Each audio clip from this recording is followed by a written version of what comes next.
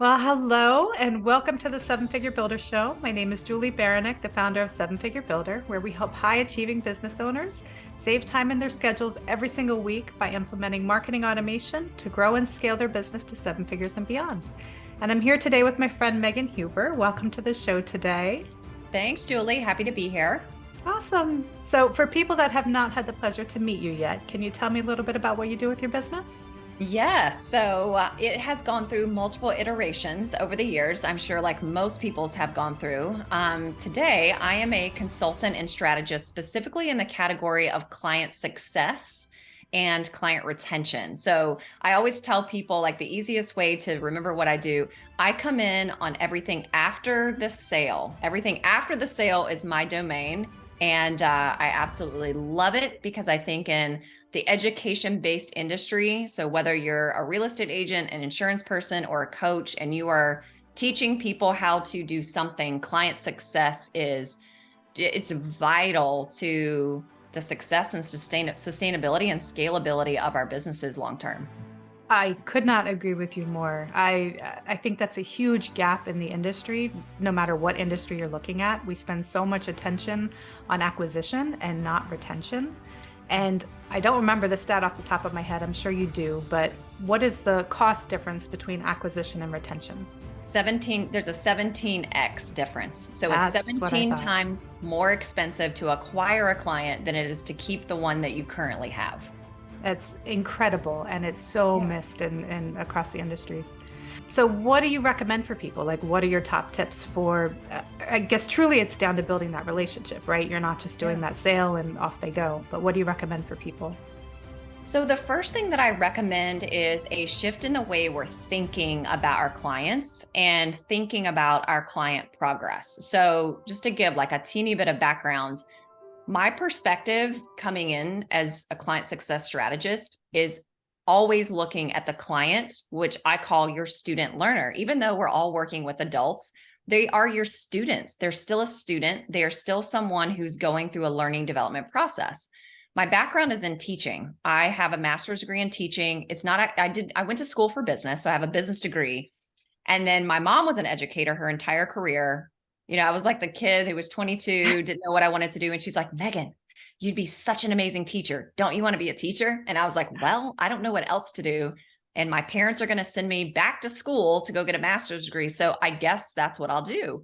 And my mom was also my mentor in the classroom. I taught beside my mom in the Wow. high school. So my mom was a phenomenal educator, and I'm very blessed to have had her as a mentor.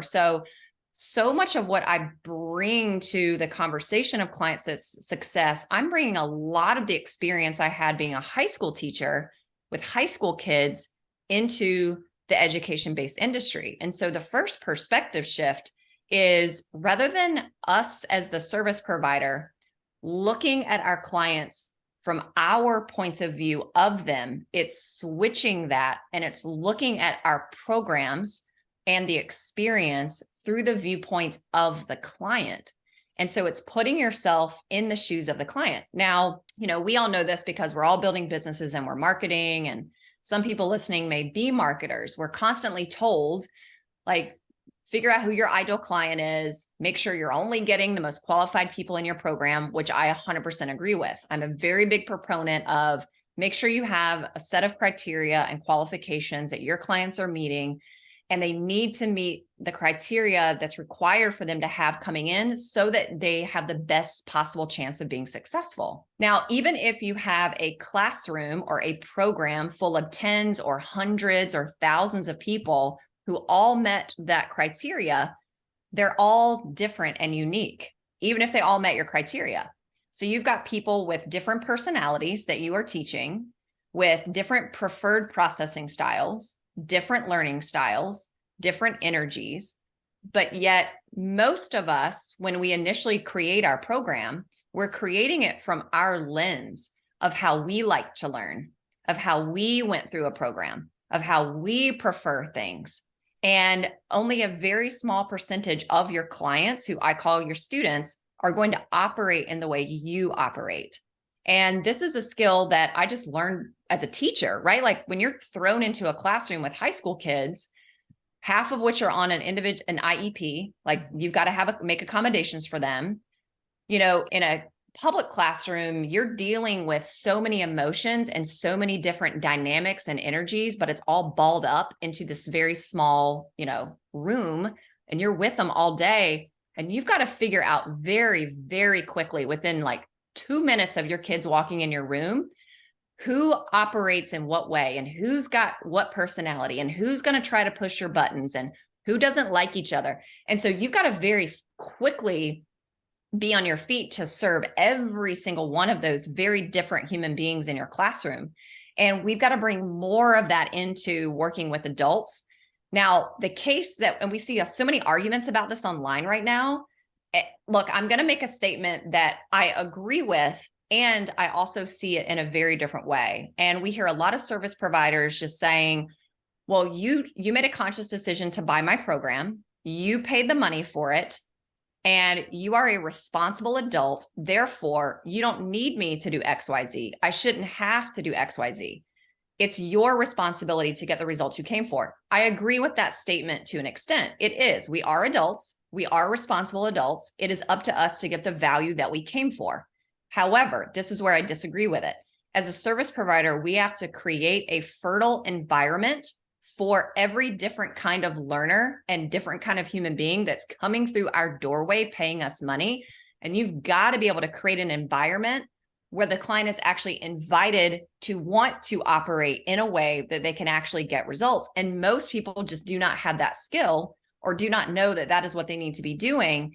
So those are the first couple of things that we've got to change the way we're thinking about how we're distributing, formatting, and delivering our programs, or else nothing else is going to change. So that's number one. That's got to shift. I couldn't agree more. It makes me think of, I'm from a tech world, so my brain goes there. But Steve Jobs with his products, right? His initial, or actually his entire focus really was product experience, customer experience for that product, and then working backwards to, okay, how do I deliver that, right? And I think that applies in every industry, that we have to put the customer first. We have to look at what is it that they actually need, and then deliver it to them in a way that provides the utmost of value. And in the learning experience, it's worthless if they don't learn, right? So while we shouldn't need to baby people necessarily, like they need to be responsible for their own results, and they need to ask if they need help. But, you know, you need to be able to help them get closer to their goal. Otherwise, why are you doing what you're doing? And why are they going to come back for more? Yeah. And, you know, I'll share with everyone another thing that's so important. It's collecting feedback from your clients. So, you know, I do a lot of consulting where I'm brought into companies that are already doing 7 figures a year from their group programs, whether they have one or they have many. And the thing that I'm surprised by, but I'm also not surprised by this because I know why people don't do it. Most of the companies that I've gone into, they have zero client feedback to provide to me. Because when I go in and do consulting, what guides me to know what to shift and change inside of the way things are done with the program, about 80% of it is from what the clients are telling me. So if they don't have feedback to provide me, then I just do a bunch of client interviews. So it's very important that you are collecting feedback, and that could be automated in a form. You can have conversations, you can interview them, but they need to be like formal interviews, not just like, oh, my clients are doing great because they're celebrating a win inside the Facebook group. That's not you actually collecting feedback from your clients. But that's what a lot of people tell me. So you want to have certain points throughout the program, and there's a strategy behind that. There's a strategy behind the types of questions you're asking, which is why I always recommend like have a third party do that. You also want to have exit interviews. You should be talking to every single client who leaves your program, because not only are you creating a client journey for the people who are staying, you also have to go back and you need to have a client retention journey. And the people who are exiting allows you to go back, just like with Steve Jobs, and find out, okay, like where did things go wrong with that person? And you want to find that out from them. Now, the mistake that a lot of us have made in the past and are making today, it goes back to what I shared first. We're looking at everything through our lens. And these are the typical things that I hear. Well, if a client left, they're just self-sabotaging. I hear that a lot. I hear that's probably the number one thing that I hear. Wow. The client left, they just weren't responsible. I hear that's probably the second most common one I hear. The third one I hear is they just weren't an ideal client. So we have like these kind of like flippant, I don't know, like statements that we're making about people.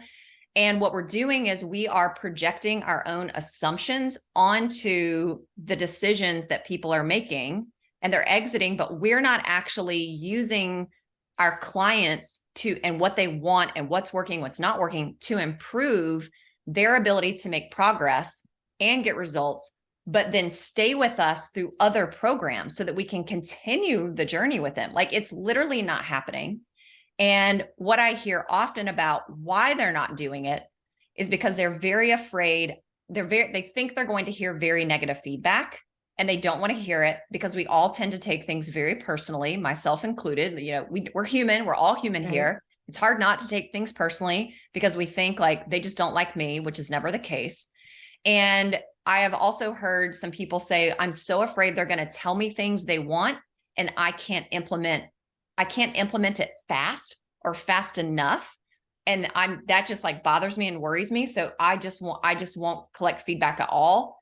But then we're just in our heads making assumptions about what our clients need. And we actually don't know. I mean, I'm a consultant on this stuff, and I don't come in and swoop in and make changes to the way they're running their program until I've talked to a lot of your clients, because we've got to have that data from them.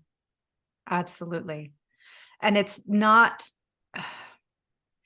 difficult to implement, meaning like my specialty is automation, right? So you could very easily set up an automated email campaign that as soon as the service is delivered, the product is delivered, they get an automated email that goes out that says, hey, are you happy? Are you not happy? And then you collect that feedback. If they're not happy, you collect that internally. If they are happy, you can push that out as reviews and have that be an entire automated process that then feeds your product and your business and makes your business that much more successful. So 100%. Yeah, we have to not be afraid to hear feedback and incorporate it, because it's just going to make you that much more successful. Yeah, for sure. Yeah, it's interesting. Your background is in tech, so I've probably read every single book on client success that even exists. I literally have a stack of them, like right beside me. Yeah. Here's another one, customer success. I've literally read everything. I've got another stack over here. I've read every book. I have all the books. I study all the books and have for a long time. Every single one of them, you know what industry they are written by people in tech, SaaS. It's all the SaaS. And you know, that the whole like client success industry started in tech, in SaaS companies in the mid 1990s. And I'm just very, very shocked that in the coaching, expert, service-based, I'm here to help people and make a big impact in the world industry, like we haven't caught on to it at all. Even when I use language like client success, like who's the person in charge of client success on your team? And people look at me like I'm from Mars, because, you know, I think we think because we're coaches or we're teachers or we're experts and we're helping people and we're making an impact, just the material we're providing and the calls, you know, the Q&A calls, the coaching calls, like that's it.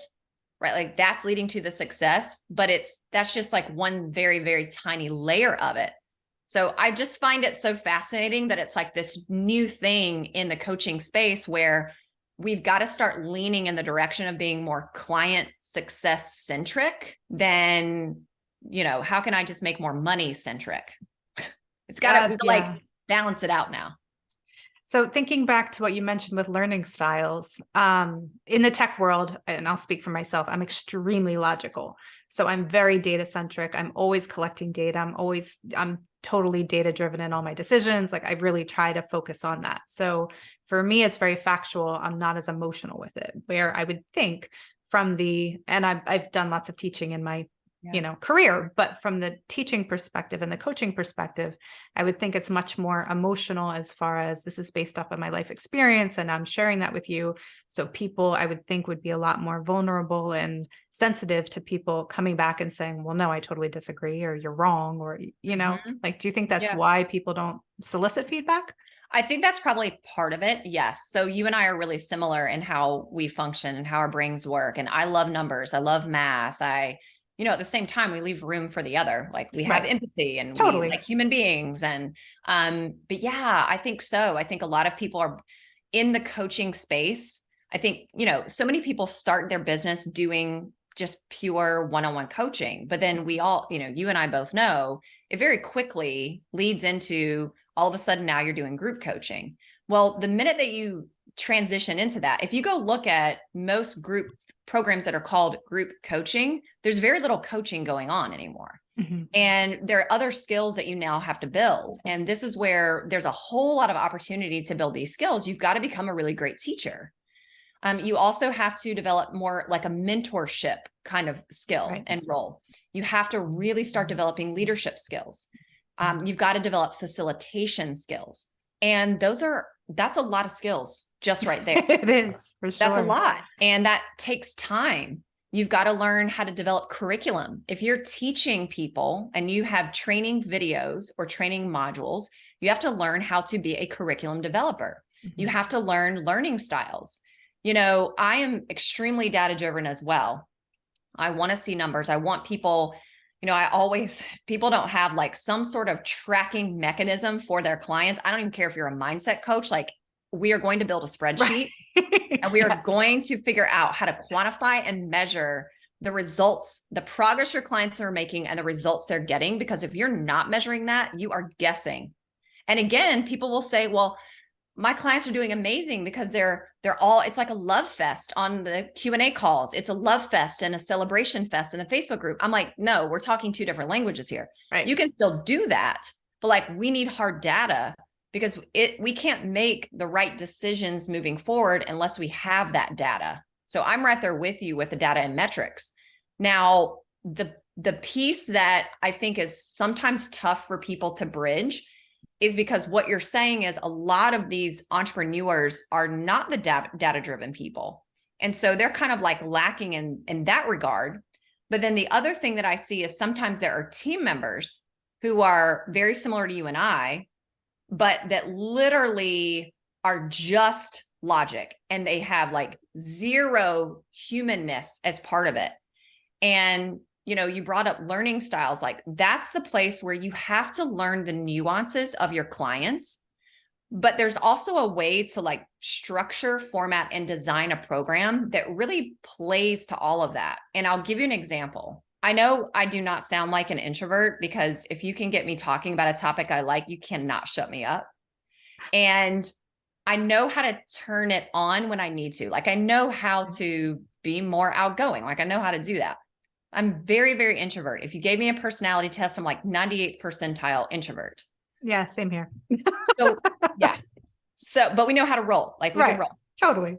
So when I'm in a program though, if I'm in a program as a client and there's a larger number of people in the program and we all show up on a Zoom call, I would be the least likely to talk. Right. I watch, I observe, I listen, I'm kind of feeling it out.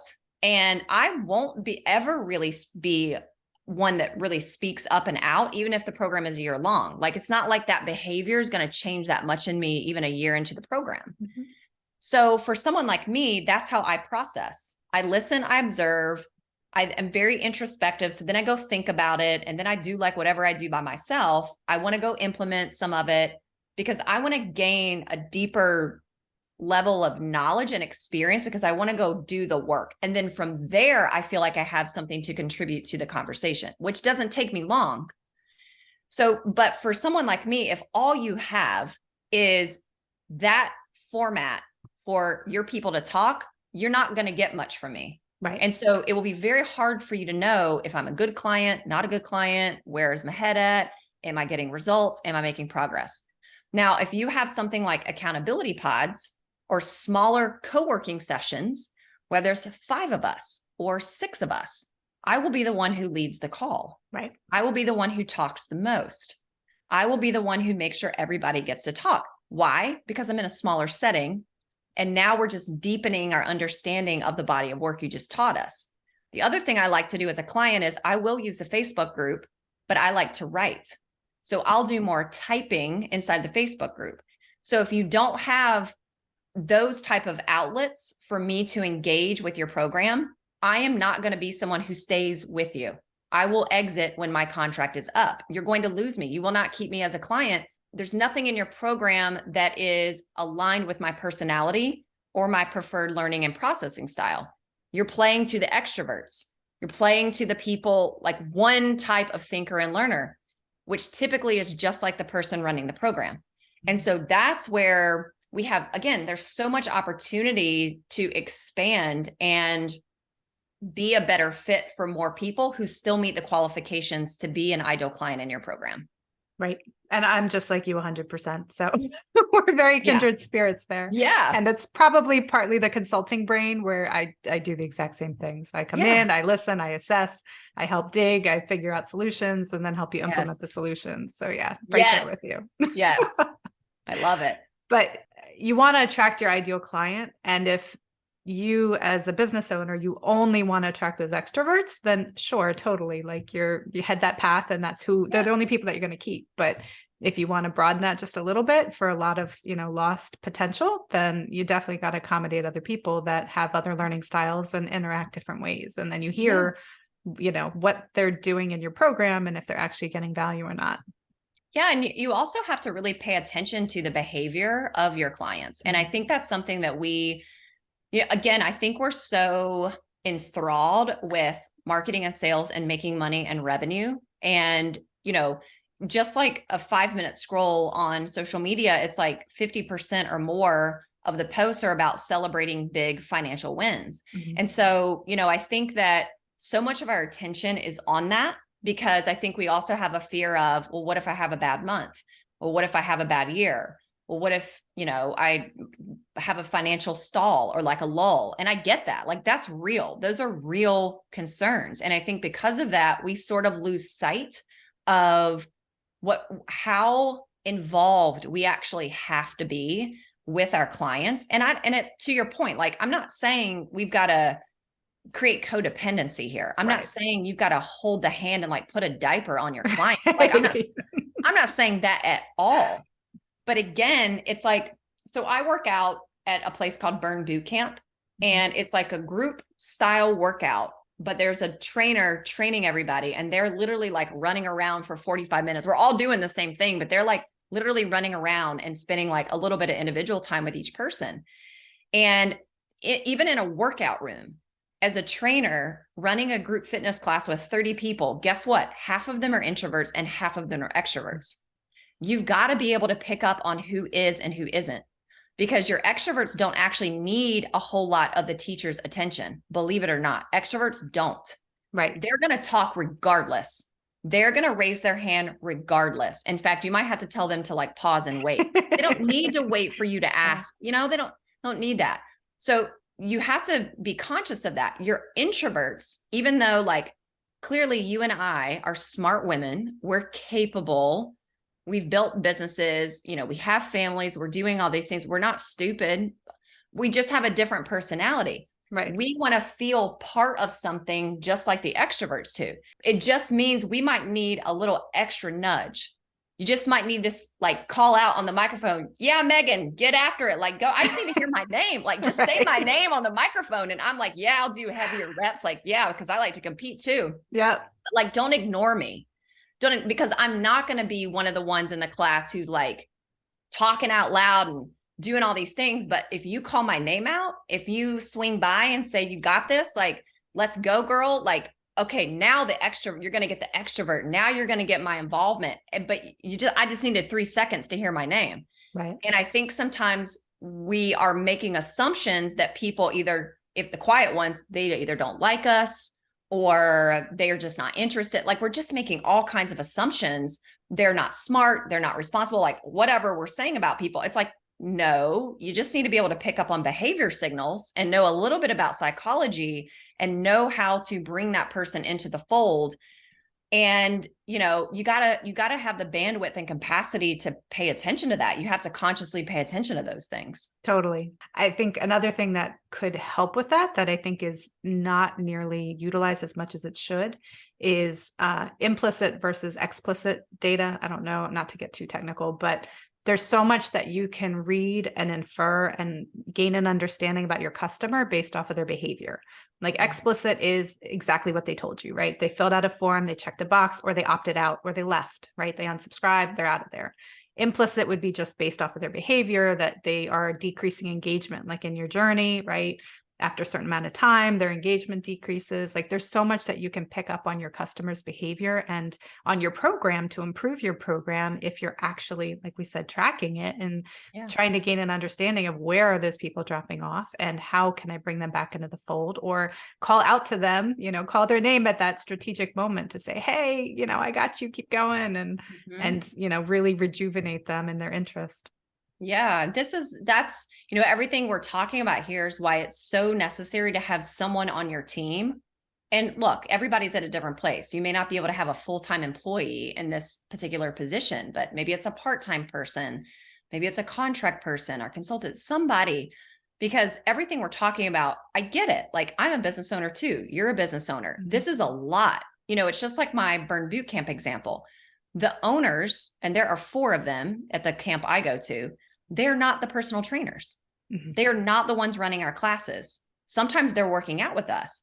So the owner can't be the personal trainer and the child watch person and the front desk person, right? And the person who's cleaning the floors. If they have to jump in and do it, they'll do it for sure because they're trained in that. So, as a business owner, I get it, because you may be listening to this and thinking, I don't have time for this. Like you're crazy. I don't have time for this. And I get it. You probably don't. Right. Like you're right. You probably don't have time to do all of this. So because you are out still being the face of your brand, you are out building the asset of your business, you are doing the PR, you're the one on the podcast, you're the one speaking on the stages, you're the one showing your face, running your launches, the one out there teaching. You're still probably the strategic advisor for your company. You're hiring, firing, running your team. And now you're like, and I got to do all this. Well, your company needs to, your business needs to. So yes, as you're hearing us talk about this, depending on, if you've got 20 clients in a program, you can do it, right? I'd say like once you've got, I ran a classroom by myself and I would have 30 kids.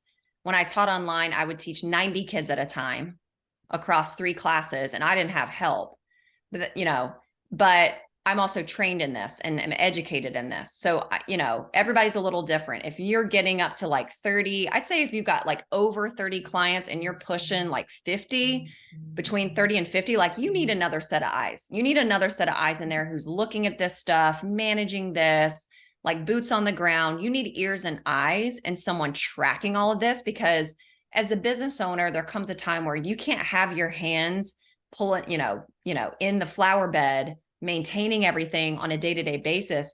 You need somebody else who you trust and can have well trained to do it, who's then reporting to you on a weekly basis, providing you with this information so that you can then make better decisions moving forward. So if anybody listening to this is like, you just overwhelmed me, you're not wrong. You need a person in there to help you with this stuff. And like you're saying, they need you to come in and help automate things. Right. And that takes such a weight off of them and just frees up their time. Yeah. But it's the importance of having the right team and the right people there to support you, because you can't do everything. We can't do everything. You need a team. So one level on top of that is adding on the mom, the wife, the friend. How do you juggle all that? What do you see? Yeah. So I am married. We will be married how many years? I always have to think, how old is my child going to be? So we have we have one daughter.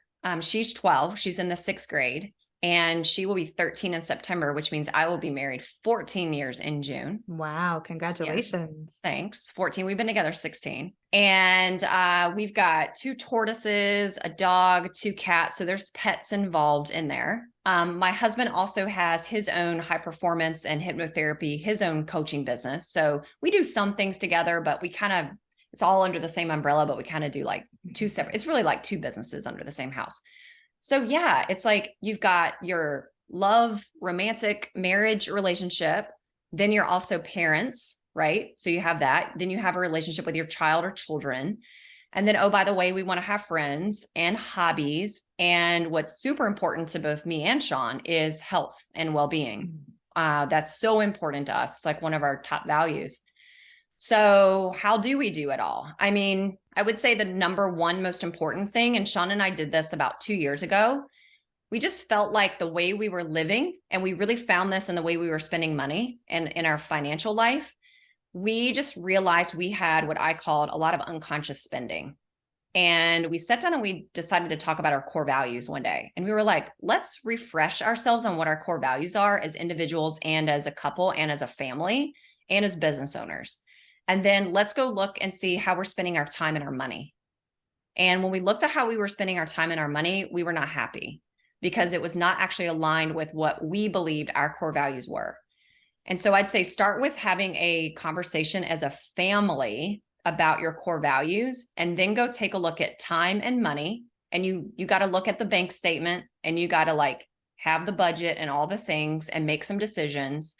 And so we started aligning our time and where it was going and our money and where it was going to ensure it was aligned with our core values, because things just felt like they were out of integrity. And I'll give an example. We were eating out a lot, and Sean and I are very, very healthy people. And we started having a number of health things going on. And my husband is a very good cook. We were spending like $2,500 a month on eating out. And we were like, if health is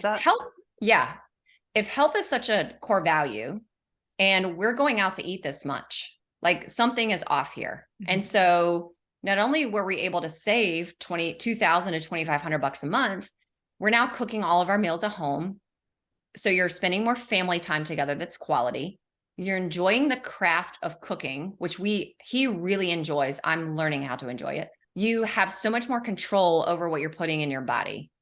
So we really shifted our perspective on food.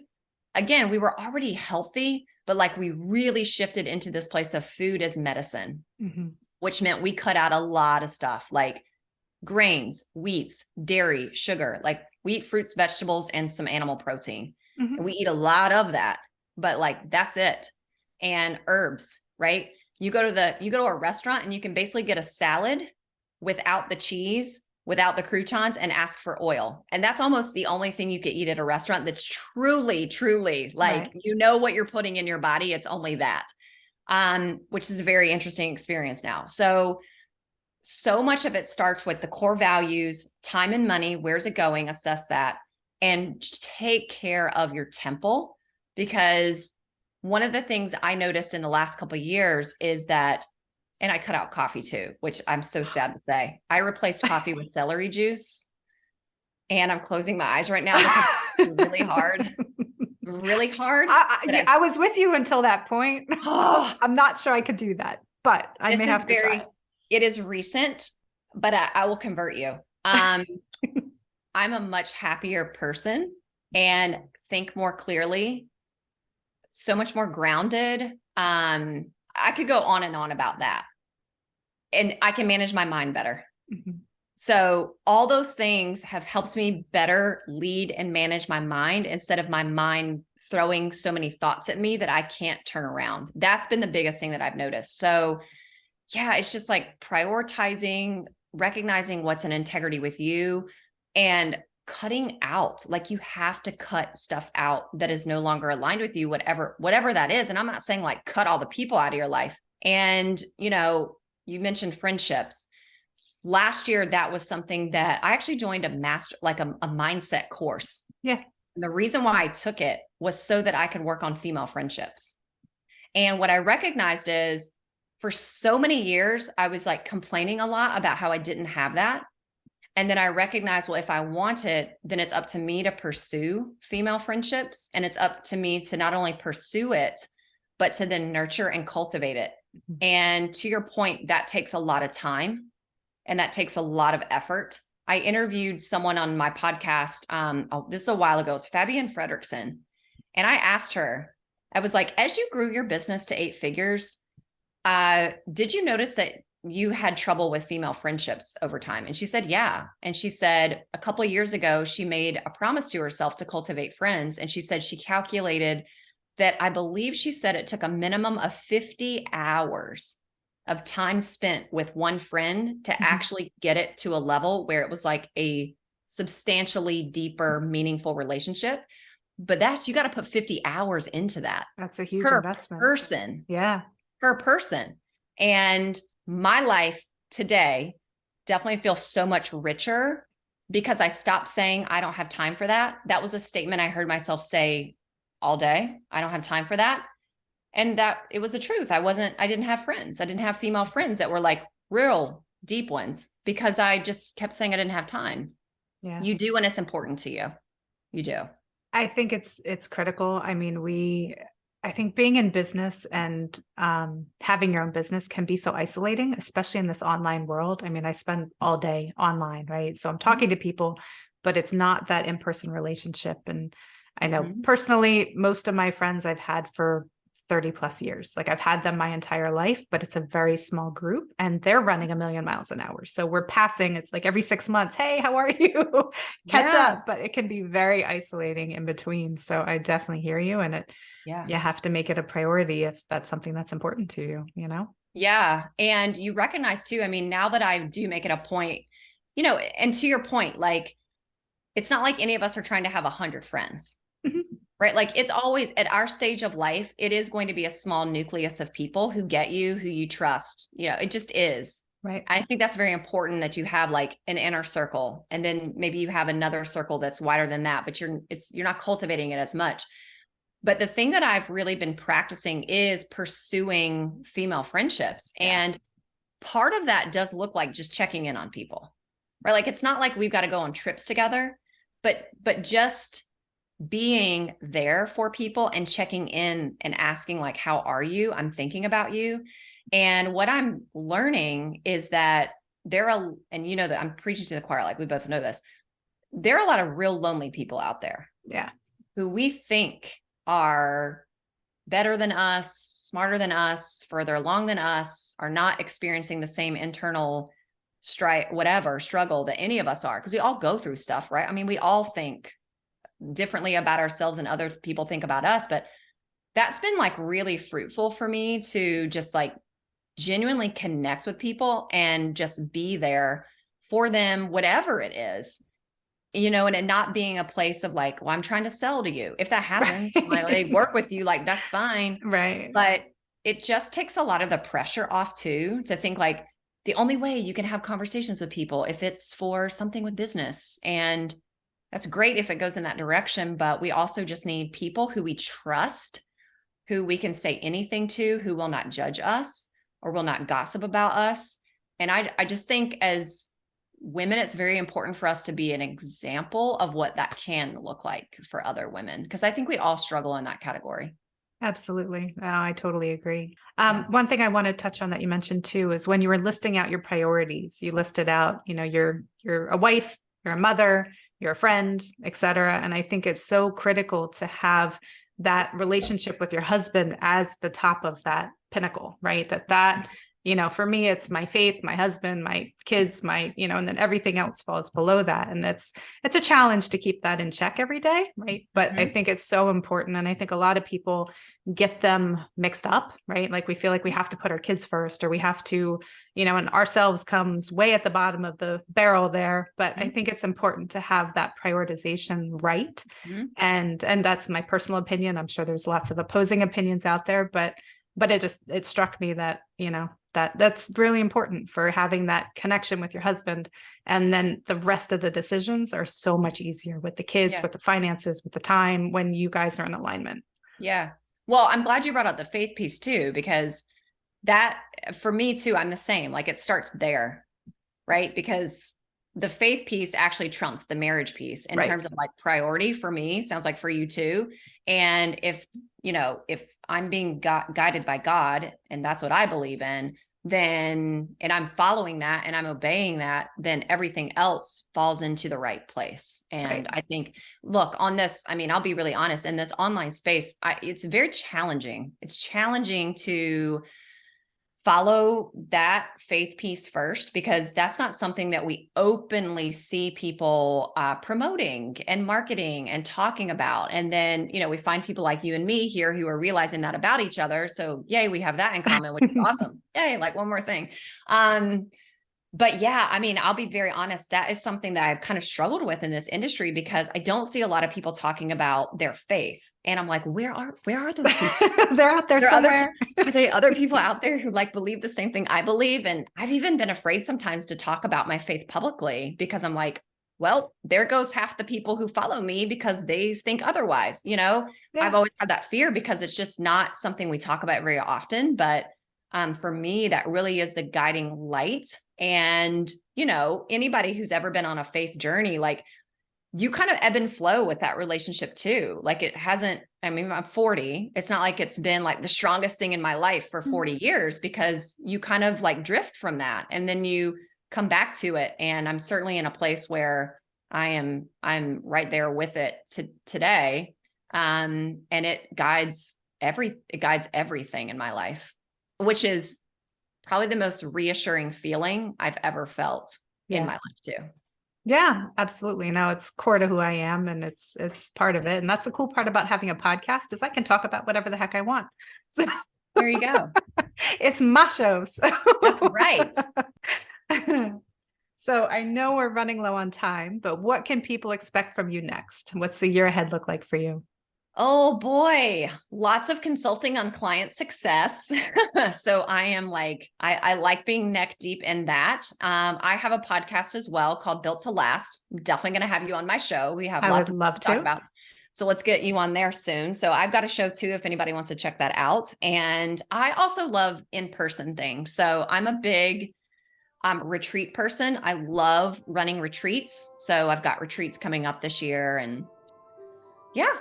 That's what you can expect. Sweet. And where can people find you online? How can they support you? Yeah, I would say podcast. My show is called Built to Last. So whatever your favorite listening channel is, that's probably the best place to go because, just like today, it's like you get the most like real raw version. There's interviews over there. There's just me talking over there, but that's sort of like the hub. And then you can find everywhere else to follow me from there. Awesome. And I will have all the links below so you can hit them up and go check out Megan Huber. And you can hit me up at sevenfigurebuilder.com. And I look forward to seeing you on the next episode. Thank you, Megan, so much for being here today. I really, really appreciate it. Thanks for having me. Yeah, of course.